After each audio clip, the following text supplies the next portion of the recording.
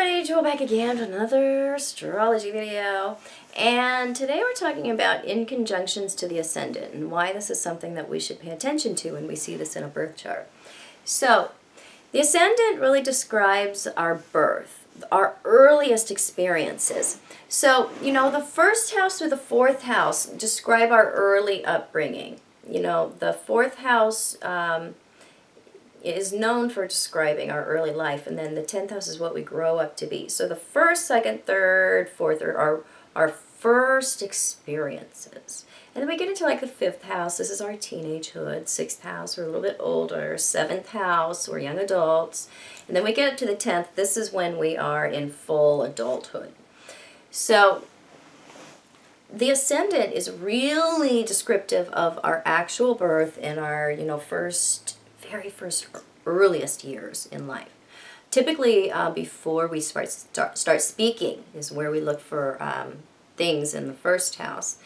Second house is, when we develop our speech, and third house is when we develop our ability to communicate, and so on. So, when we have a planet that is in a 150-degree angle of separation, and if you haven't watched my previous videos on inconjunctions, you need to stop this video, go back and find those, because you will have a lot more understanding about what I'm talking about in this video.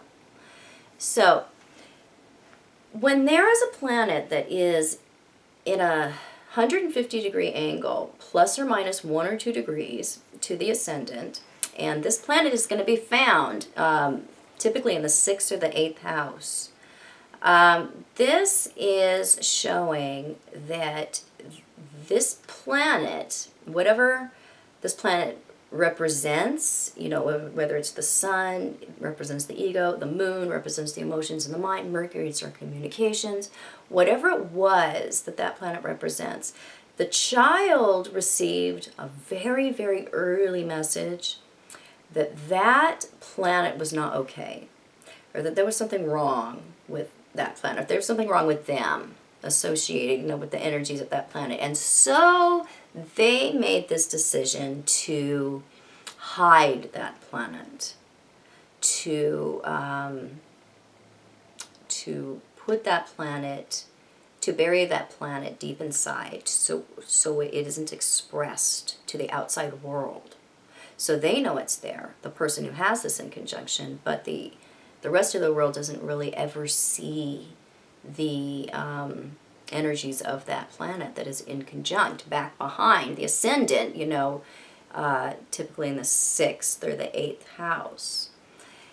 So, the birth chart, you have to understand, is very much a map of our defenses that we developed when we were very young. Before like age 7 is where we decided what our personality was going to be. We decided what our identity was going to be. And this was very much based on our environment, what was going on at the time, who was around us at the time, what we were feeling at the time, what our safety level was at the time, who was coming and going. All these things came into consideration when we decided what our identity was going to be. And so we formed an identity really based on keeping us safe. That is humans' primary motivation for forming an identity structure, an ego structure. It is really to keep us safe in the world, to keep us from feeling alone, to keep us from being abandoned, to keep us from feeling embarrassed, to keep us from feeling less than. So we decided, typically before age 7, that this is what I am. This is what I'm going to be. And it was very much dependent upon what was going on at the time. So before this time, remember how you were? Remember how you were just completely free and completely expressive? And that was you. That was you. That was your soul. That was who you really are. That was who you were born to be. And you were open to anything. You were limitless.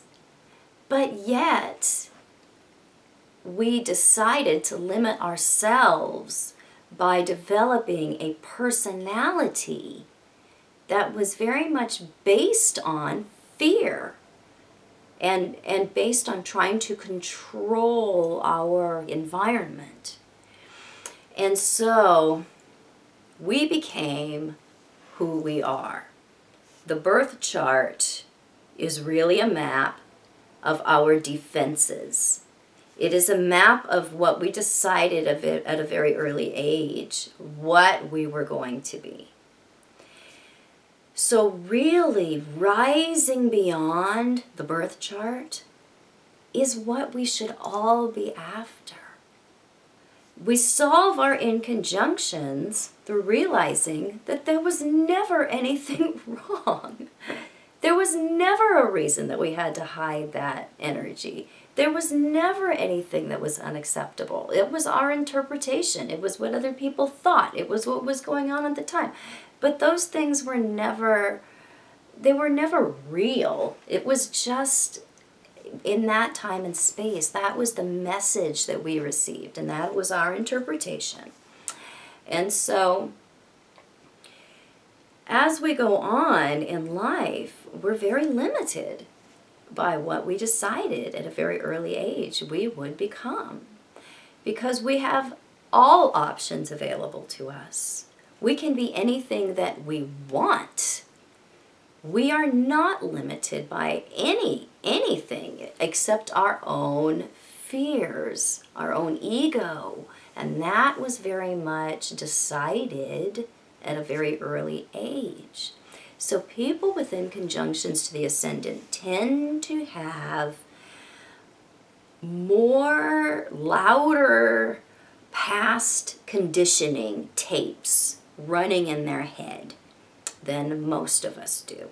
Now, we all have this going on. All of us need to redo our tapes. We need to redub our tapes, because we all have past voices in our heads that are telling us what to do, or what we can't do, or what we should do, or what we shouldn't do. And that is not even us. That is the past. People with inconjunctions are more apt to letting their past reach in and control their future, because they are very ready for the past. They're very ready for that past experience. So in that, they put that energy out there. This expectation that whatever, created that negative message that, had them hiding the energy of this planet, they're expecting that again. So when you expect something, what do you get? Usually what you're expecting. So it's really about unburying and finding a lot of those past messages, having a look at them with adult eyes, and deciding, is that a belief that I really have? Is that something that I should be afraid of? Is that something that I should be wary of? Is that something that I should be embarrassed by? Because no. The past is the past. It can't control the future only if you allow it to through your own behavior. The past isn't even happening, yet people with inconjunctions really behave as if it is. And so they get what they've gotten in the past. So there can be a real sense of hopelessness when we have conjunctions to the ascendant, because that planet that's hidden back behind in the 6th or the 8th house is not seen by the public. It's not seen by other people. So, you know, like a moon in conjunct the ascendant, they can be extremely sensitive. If this is, you know, back in a water sign, but we have a fire ascendant, they can appear as very strong-willed or bullish or intimidating, but yet they know that inside of themselves they are extremely sensitive. Or somebody with a Venus in conjunct to the ascendant can, you know, come off as more, you know, masculine or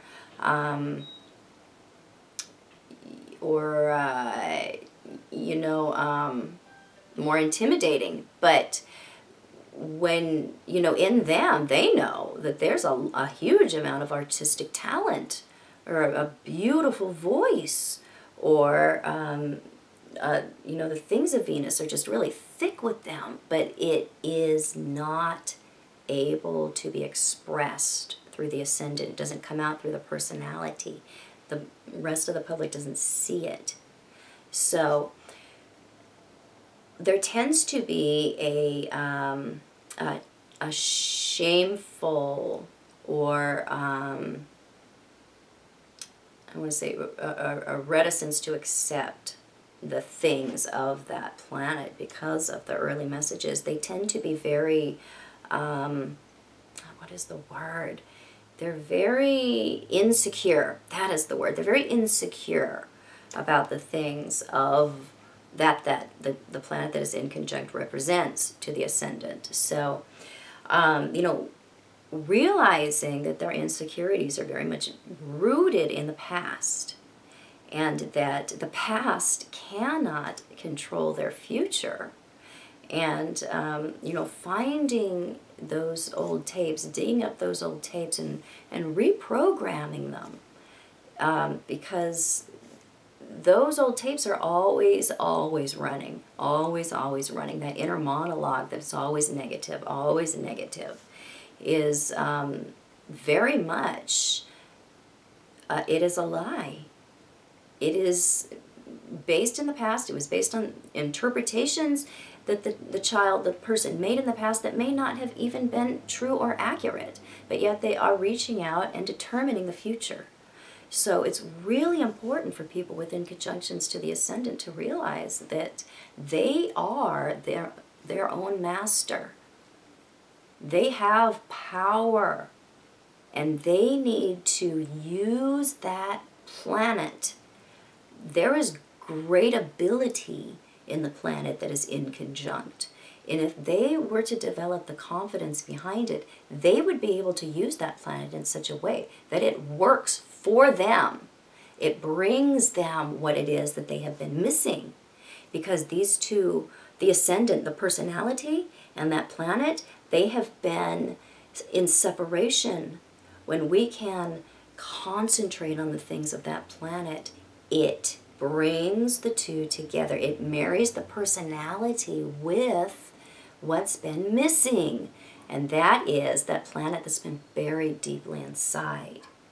So I hope this gave you a little bit more information and enlightened you a little bit about why in conjunctions to the ascendant are something that we really need to pay attention to when we see them in a birth chart.